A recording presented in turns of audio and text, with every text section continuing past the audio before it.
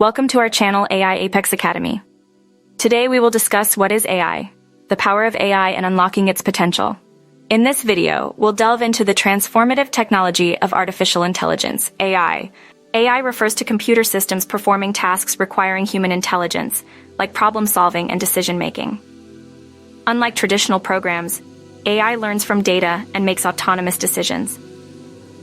AI can be narrow, task-specific, or general, human-like intelligence. While narrow AI is prevalent, the development of general AI remains a long-term goal of AI research.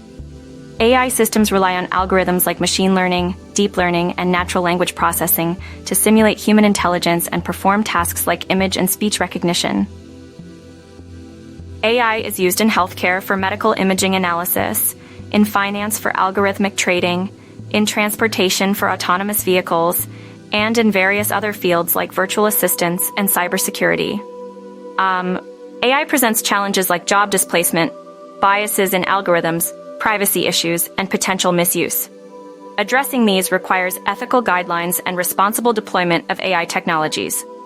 By understanding AI's fundamentals, applications, and implications, we can harness its potential to drive positive change and address pressing challenges. For more informative videos, please subscribe our channel.